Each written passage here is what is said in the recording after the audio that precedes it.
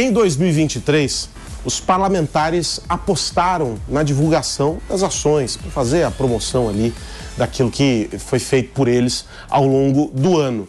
E para isso, não pouparam despesas. Investiram, inclusive, e sobretudo, na impressão de panfletos. Eu quero chamar a Luciana Verdolim, que está lá em Brasília, para ela esmiuçar essa história para a gente, porque, Luciana, não sei você, mas eu fiquei impressionado com o quanto é possível se gastar com gráfica no alto de 2023.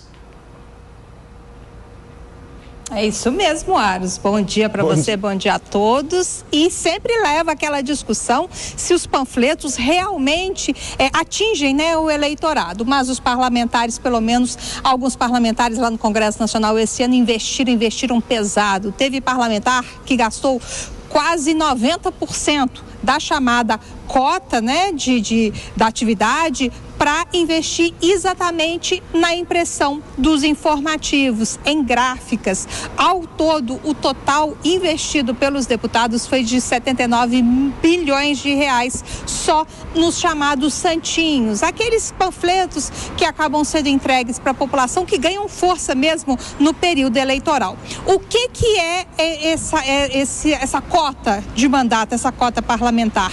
É um valor destinado pela Câmara dos Deputados para que os parlamentares eles possam, por exemplo, fazer as impressões, custear alimentação, custear despesas em viagens, gasolina, passagens aéreas, e 1/3 do valor que foi utilizado agora em 2023 até novembro foi utilizado para pagamento de gráficas. Nesse caso, não precisa se comprovar qual que foi a finalidade da impressão. É só apresentar a nota fiscal que a Câmara faz o reembolso. Vale lembrar que essa questão envolvendo os gastos, né, da cota de gabinete levantou sempre muitos questionamentos, muitas irregularidades foram inclusive observadas aqui dentro do Congresso Nacional, mas sempre surge um caso ou outro. O valor da cota de gabinete, Aro, só para você ter uma ideia,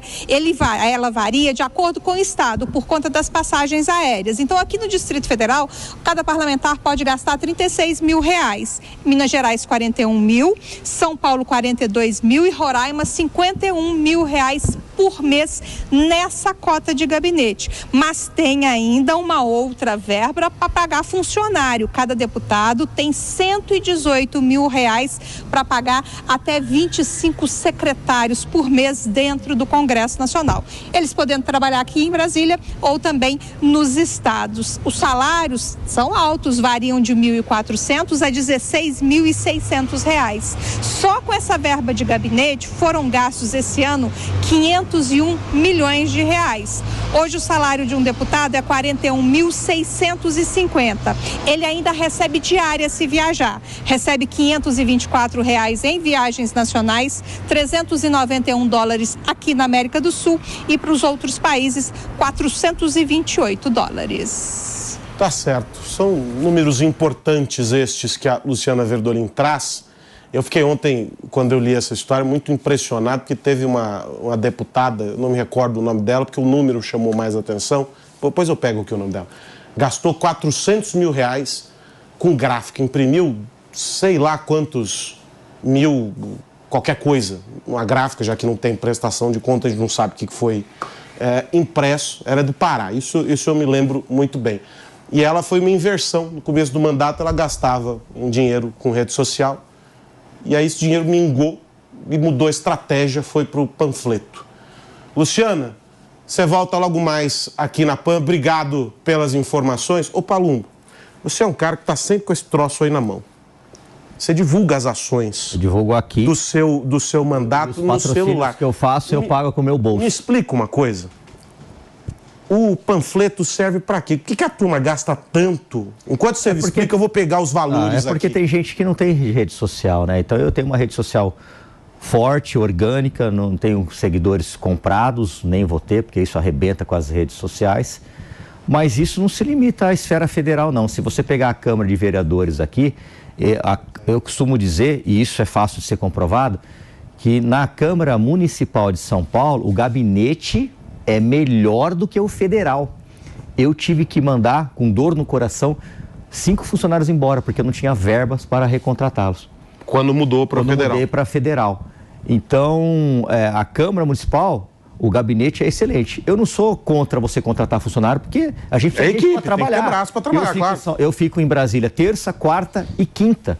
Se eu não tiver os meus assessores aqui em São Paulo, eu estou completamente ferrado. Sim. Eu não consigo trabalhar. Então, eu tenho um assessor na região de Ribeirão Preto, que é a minha terra, eu tenho um na região de Campinas, e eles têm que trabalhar. E eu costumo dizer, eu sou um chefe extremamente duro. Nós recebemos dinheiro do povo que é para trabalhar. O que me causa indignação é rachadinha, é o funcionário não vir trabalhar, é o funcionário não querer trabalhar. Então, eu mando embora. Se você não quer trabalhar, filho, um grande abraço. Vai embora e segue seu rumo. Acabei de receber aqui da minha mãe, a dona Margarida, né, que ela acaba me ajudando muito, né, e as minhas redes sociais, os patrocínios são feitos com o meu bolso. Eu não pego verba federal para fazer patrocínio nenhum. Então, aí vai de cada deputado, né, mas isso não se limita à Câmara Federal. Isso acontece na esfera municipal, na esfera estadual, nas ALESPs também, a ALESP São Paulo também acontece isso. Eu prefiro usar sempre a minha rede social e é o que eu faço em todas elas, Facebook, Quite, eu até concordo que há regiões em que você tem uma penetração menor da rede social, é um outro tipo de comunicação e etc. E mas isso, gastos exorbitantes não é... Mas aí eu quero só, para ser justo aqui, é a doutora Alessandra Haber, ela é do MDB do Pará. Ela gastou, é a líder do ranking, segundo a reportagem do Estadão. Vou até citar os colegas que produziram a reportagem, o Levi Teles e o Gabriel de Souza. Ela enviou os recibos lá para fazer como é que chama? O reembolso, no valor de R$445 mil e alguns quebrados. E tudo isso para impressão de panfleto. De uma única empresa, uma gráfica, eu suponho, ela gastou R$278 mil e alguns quebrados com a impressão ou a compra de 270 mil panfletos. A Câmara ressarciu integralmente pelos gastos. O microfone da Jovem Pan, deputado, está aberto, caso a senhora queira fazer a prestação de contas aqui para a população.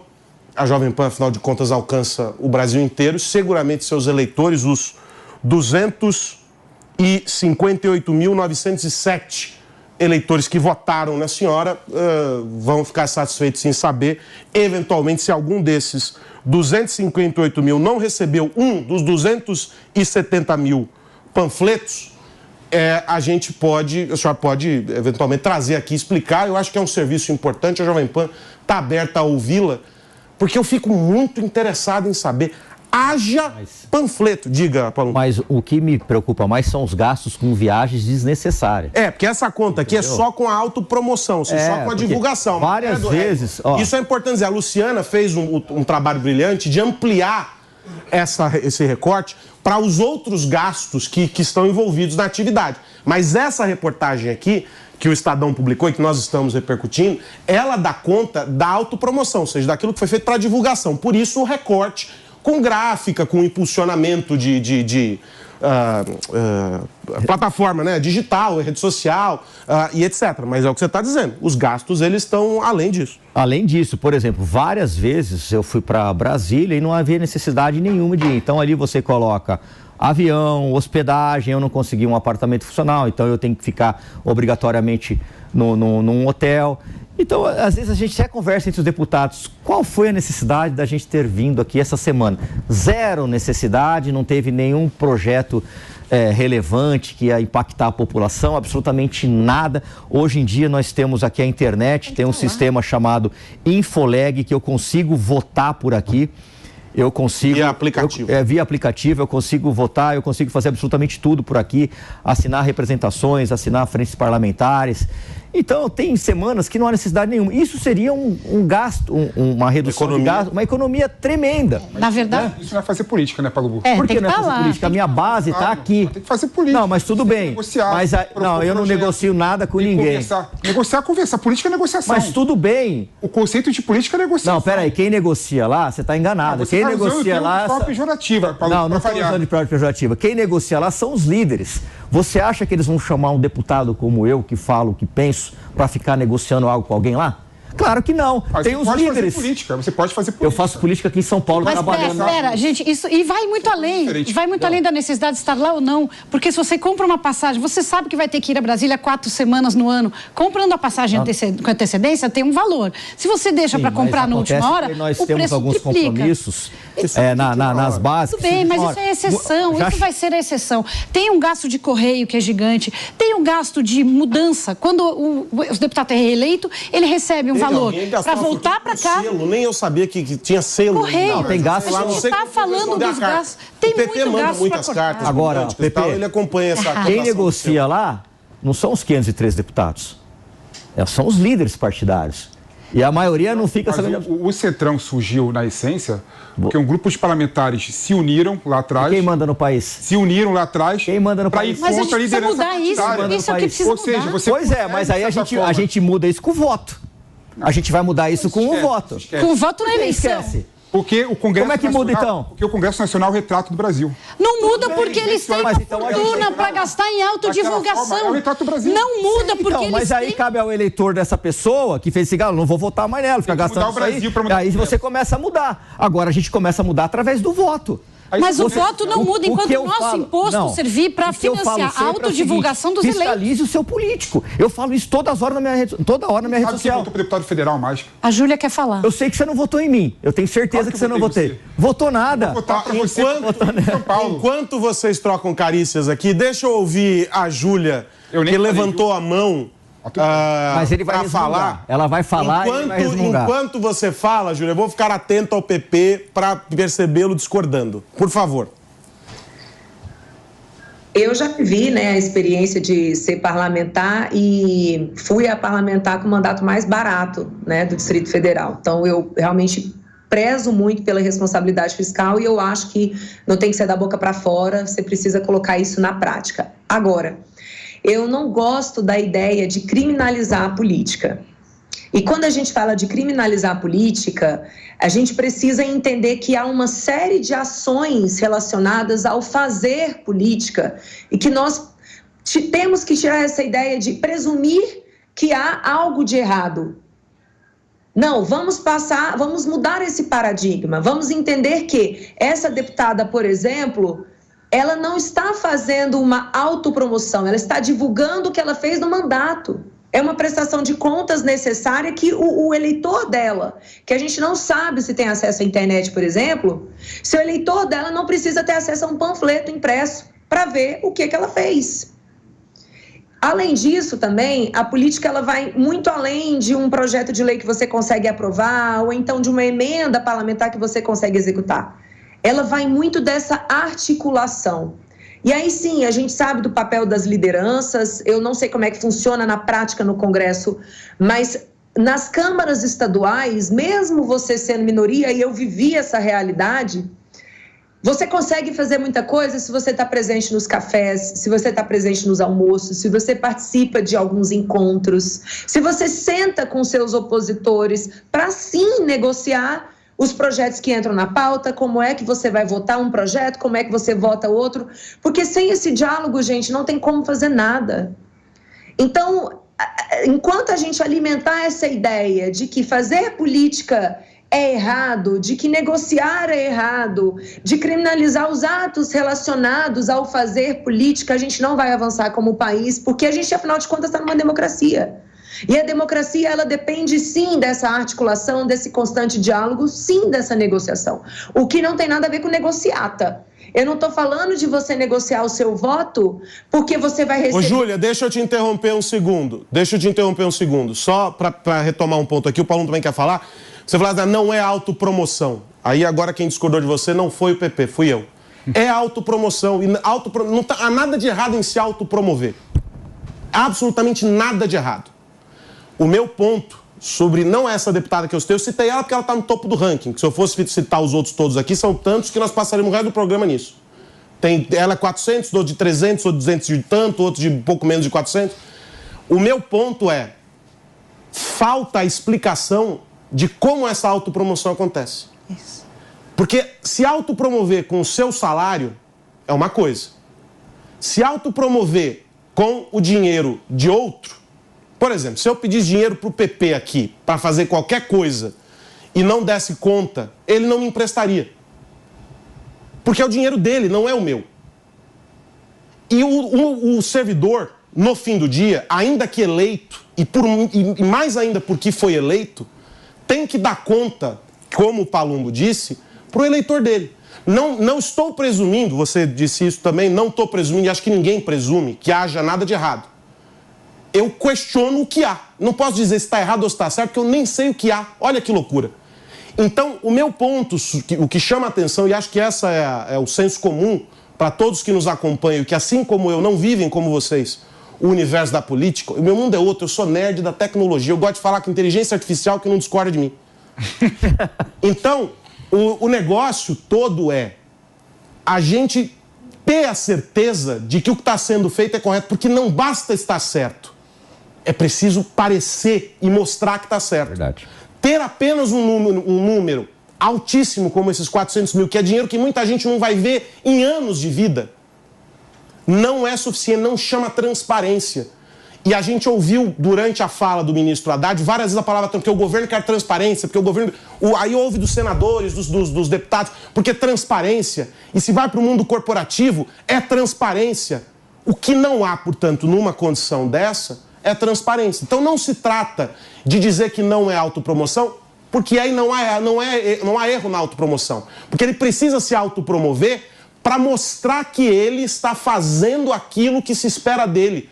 Ela recebeu 200 e tantos mil votos, outros receberam mais, menos, não importa. Mas todos eles têm que prestar conta ao povo. E por isso precisam se autopromover. Não há nada pejorativo com essa palavra. Mas também não há possibilidade de dizer que há algo de errado, porque não se sabe também o que há de certo. Então, o ponto, e vou voltar ao ponto que você estava no final da sua fala, que era o da política, acho que você está absolutamente certo, assim como o PP, sobre política. Não há nada de errado com a política. Tem que fazer no cafezinho. A gente faz política quando nasce, quando fica negociando com a mãe ali, para brincar um pouco mais, para dormir mais tarde. Isso é fazer política. A vida é fazer política. Mas, quando eu estou ali fazendo política aqui com o PP para descobrir se ele vai pagar o almoço ou eu, a gente está fazendo uma política que não dói no bolso de ninguém. Quando eu faço isso na esfera pública, eu tenho 200 e tantos milhões de brasileiros para prestar conta sobre isso. E o Palumbo queria falar. Não, é que eu volto à temática de que o eleitor ele tem que aprender, né, a fiscalizar o seu político, para saber o que ele está gastando, os projetos que eles estão votando.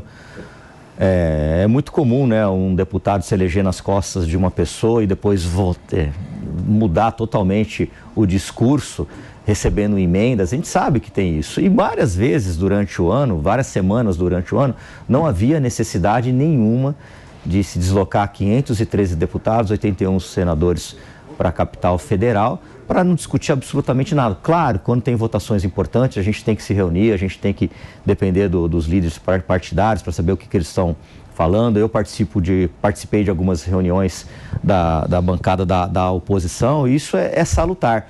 Mas tem semanas, isso é um consenso lá com bastantes deputados, que não havia necessidade nenhuma dessa gastança de dinheiro público. E o dinheiro é público, nós devemos satisfação sim